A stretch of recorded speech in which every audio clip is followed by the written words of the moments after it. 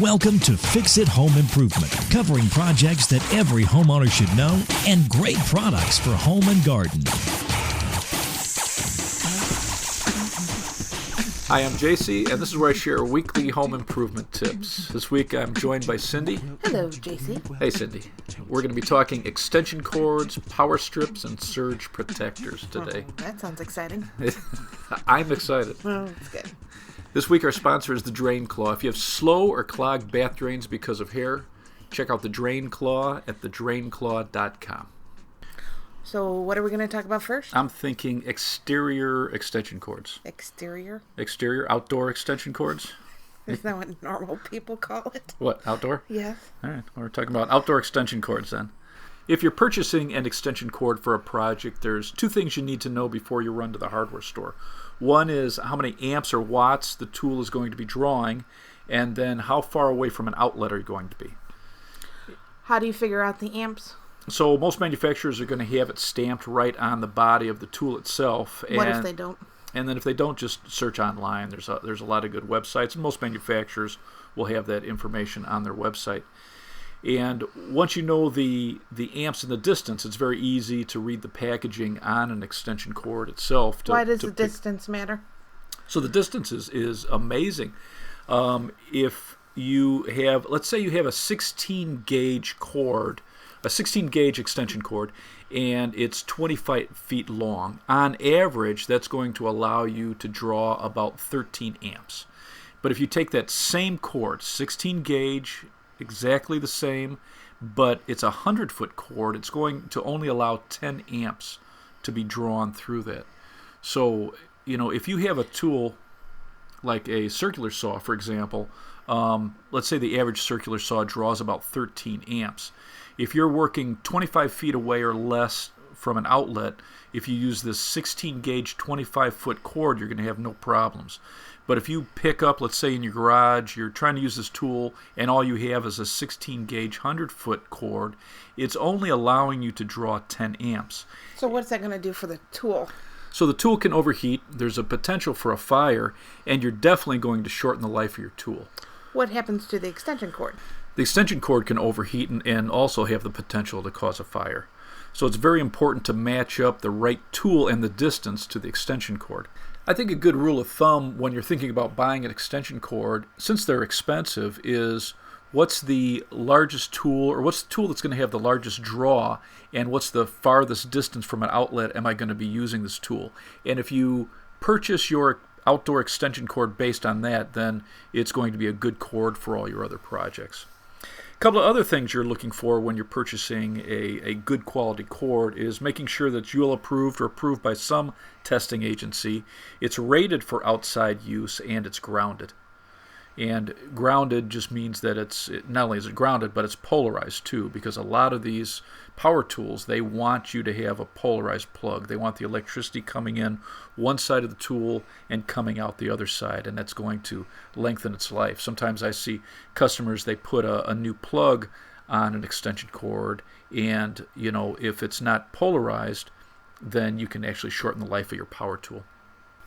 So you mentioned before that the extension cord should be UL approved. What does that mean? So UL, ETL, there's a couple different companies that do this. It's an independent testing lab that makes sure that the extension cords are up to a certain standard. And there's thousands of fires every year from faulty cords, and most of them are cords that don't have any approval. So they can have undersized wires, reverse polarity, solder joints that don't hold together, so they get arcing and cause a fire. And so I think it's very important that you always don't just buy an inexpensive, cheap extension cord. You want something that is good quality and it's been tested and approved. On the packaging and on the cord itself, there's letters that are stamped on it. What do they mean? So what you're looking for an exterior cord is making sure it has a W on it. It's going to have the gauge. It's going to say like a 16.3 W, and W means it's weather resistant, so it'll stand up to moisture and UV sunlight. You'll see S on them, which is for hard service. It's a heavy duty cord. If you see SJ, it's a little lighter duty extension cord. T just means it's a thermoplastic insulation. O means it's oil resistant. But most extension cords I've seen don't have how many amps on it, so you're really going to need to know, and that's one thing you can look up on the internet. If you look up a 16 gauge cord, depending on the length, you can find out how many amps it's going to pull. So it's going to be on the packaging, though. It won't be on the cord. It won't be for the amps or the watts. It's going to be in the packaging, and that's why the packaging. Take your time and look at the packaging because it has all that information on it. Is there a good way to store a long extension cord? I like using a cord reel. They're very easy to use. They keep your cord from tangling, and it's easy to get it off of there and unwind it. And then when we used to remodel homes, before I found the cord reel, which I love, we used to do the daisy chain loop. So you'd put your extension cord together for our real long extension cords, and then you'd loop it, and then you reach inside that loop and pull it through and re-loop it. And it did a good job of... Didn't we do a video on that? We did. In fact, if you go to the Fix It Home Improvement channel on YouTube, and if you search for how to roll an extension cord, I show you how to do it. What length outdoor extension cord would you recommend? I'd say for the average homeowner, if you're just doing small projects in your garage or in the back patio, I'd probably 25-footer that is rated for 13 to 15 amps. Now, if you're using lawn equipment, it really matters how many amps that tool is pulling and how far away from the outlet you are. For example, I have a Greenworks electric lawnmower that pulls 12 amps. So for that, I have a 100-foot 14-gauge extension cord, and that allows me to draw 13 amps. And then I have a Toro snowblower that I've had forever, and it actually pulls 15 amps. So I have a 100-foot 12-gauge cord that I'm using for that. Then I have a Black & Decker leaf blower. That thing actually pulls 12 amps. So it really, you really need to know your tool and the distance you're going to use it, because you can absolutely shorten the life of the tool, and it's expensive. Spend a couple dollars more for the right extension cord, and you're going to be safer, and your tools are going to last longer. Well, what about like a hedge trimmer? Hedge trimmer, like a weed whacker, they only pull 2 to 4 amps, so they're real lightweight. You can get a fairly inexpensive extension cord at a long length and feel pretty safe. But again, it's important that you know how many amps it's pulling and how far you need to use it. Since we're talking about outdoor extension cords, one thing you should never do is create a double male extension cord. It's very dangerous. And every year, people will run their Christmas lights down to an outlet, and now you've got the female end of the outlet there, and they want to connect it to the outlet. So they come into the hardware store and they say, hey, I want an extension cord with 2 male sides. And we don't have it because you shouldn't have it. It's very dangerous. And so they'll ask for a male plug to create their own. And it's just very dangerous. You should either rerun your lights or... just run a very long extension cord to the other end of the Christmas lights so that you don't have to use a double male. Well, when I first started working at the hardware store, we had a store meeting around October to discuss the holiday season and upcoming events, and my manager handed out a calendar to everybody so we could guess the date of the first time a customer would come in and ask for a double male extension cord. So it's like the hardware Deadpool. Yeah, the first guy to do a double male cord, which it's amazing if you're grounded, if you're in wet grass, it'll stop your heart, just a bad shock like that. So you don't want to use that. As long as we're talking about plugging into outdoor outlets, one thing that we should talk about is you should always be plugging into a GFCI outlet outside. So a ground fault circuit interrupter. You should either be plugging into that, or the circuit itself should be protected by a GFCI, and that's going to make any of your outdoor projects safe.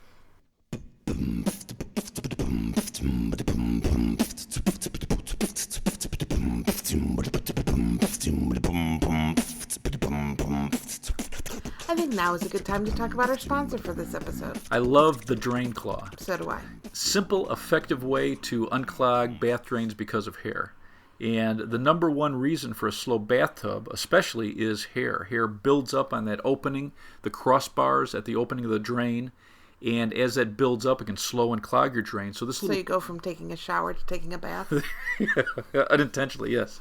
So very effective to just push it into the opening. You give it a little twist. There's 100 interlocking little hooks on the end of this tool that as you pull it out, it grabs this hair and drags it out. So, really nasty, the end result, but very simple and effective. Gets all that out of your drain, and you don't have to use chemicals, which is nice. And, I think we mentioned it before, but it's interesting that a lot of people try to use drain openers in their bathtub, and because drain openers are designed to go past that opening and to the lowest point, they're heavier than water, they're really fairly ineffective on clogs because of hair. So just a nice, simple tool. You don't have to use chemicals. Anybody can use it, and it's environmentally friendly, not only the tool itself, but they send it in a little pouch that you can wind it up, put it back in the pouch to reuse it. So if you have slow bath drains because of hair, works on your tub, shower, and bathroom sink, you can check out the Drain Claw at thedrainclaw.com.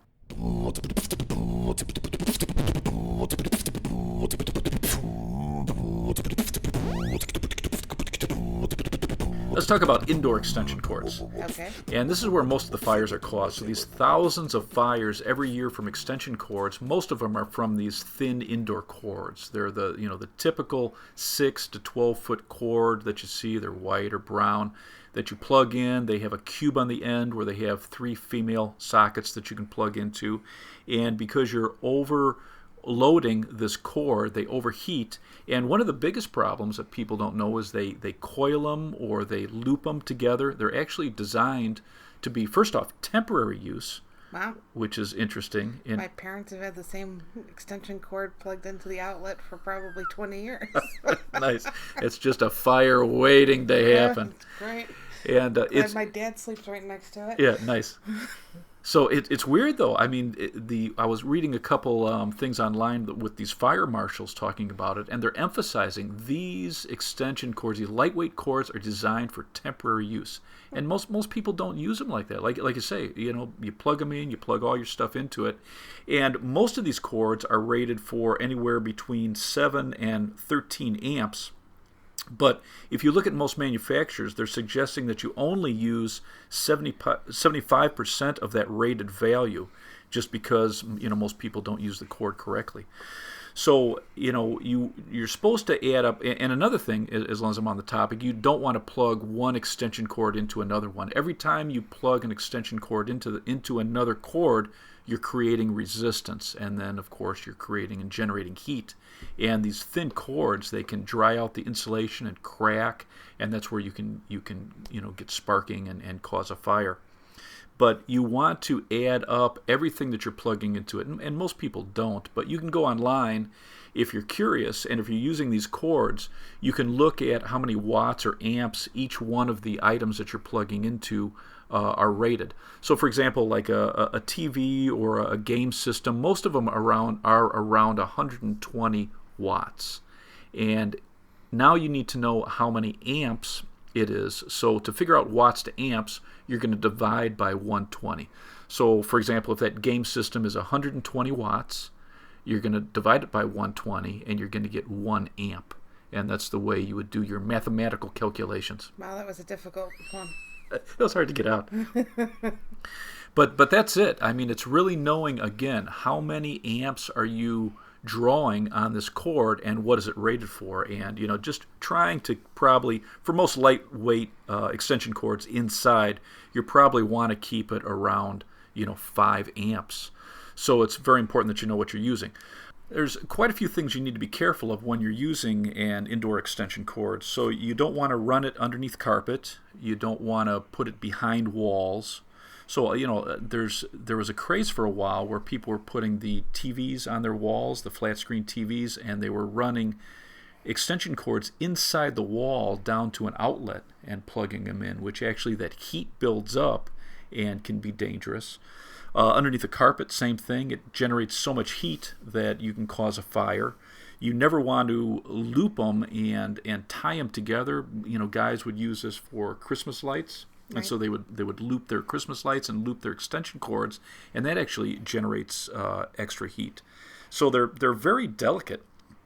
they need to release that heat, and you can never use one of these indoor extension cords on anything that generates heat. So you wouldn't want to use it on a heat gun, a hair dryer, a space heater. You never want to use it on a toaster or a coffee maker even. Really? Yeah. So it's amazing how many restrictions there are on these, and most people don't even realize it. Right. So for most applications, a customer will come in and so I'll tell them all the dangers, everything to be scared of with these indoor extension cords. Is that a good sales pitch? Well, where I'm going and ends up with a sales pitch of what you should be using is a power strip. And a power strip is going to give you, in most cases, up to 15 amps that you can draw on this, much safer. And we can go through some of the things that you're looking for with a power strip. You want UL approved or approved by some testing lab, grounded and polarized. And then I would always get one that has an internal circuit breaker, and that's going to be on the packaging itself. And a question that's been debated back and forth with power strips is which one is safer, either a plastic body or a metal body. And for years they always said plastic is safer in case something inside gets a short and it won't conduct electricity. But more and more research, they're saying that the metal ones are probably safer because a lot of time the internal circuit breaker or the wires can cause a spark, and if there is a fire, the metal will contain it. So most companies now are saying that they think that the metal ones are probably safer. But there's pros and cons for both. You never want to plug one power strip into another power strip, and then you never want to plug more than one power strip into one duplex outlet. Why not? Because by plugging two power strips into that one outlet, you have the potential to draw too many amps and overload that circuit. Last thing I'd like to cover are surge protectors and a couple of tips on what to look for when you're purchasing one. What is a surge protector? So a surge protector is going to absorb any spikes in your electrical system that are above 120 volts. So the average house, believe it or not, gets about 100 of these small spikes every day. And we're not worried about the big lightning storms, things like that, because that is a problem, but that's not what does the most damage to your electronic equipment, your TVs, your stereos, some of your delicate electronics. These small spikes throughout the day and that constant wear and tear is what damages your electronics. And what a surge protector will do is absorb and divert any of these spikes that are above 120 volts. And what's interesting is it will absorb it, and the excess energy, it diverts it to the ground wire. And that's one of the things that I like to look for in a good surge protector, is that it has an indicator light that shows that it's grounded. Because if you plug this into an outlet and the ground isn't attached, or whoever did your outlet didn't ground it properly, the surge protector will not work, and so your electronic equipment isn't protected. So I like that indicator light.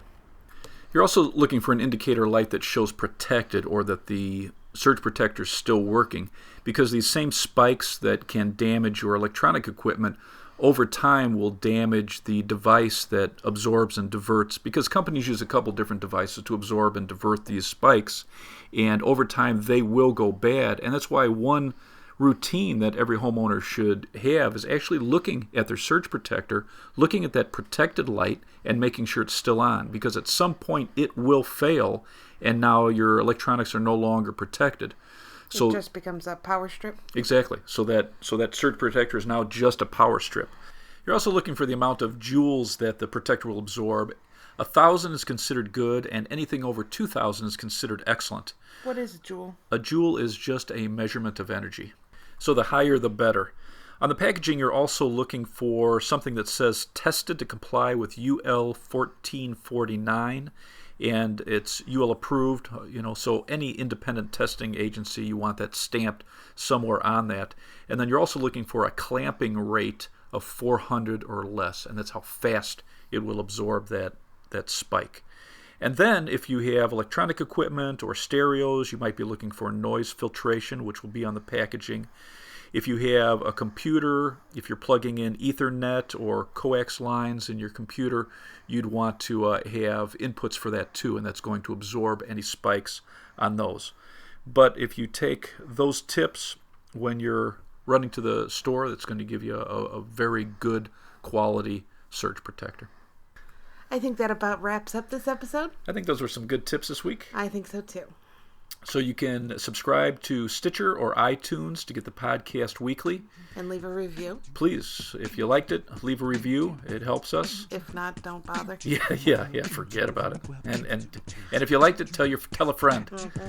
You can also visit us at Fix It Home Improvement Channel on YouTube, and we try to put out at least one new video a week. Have some tips on products and also projects. And we've got some really nice projects coming up.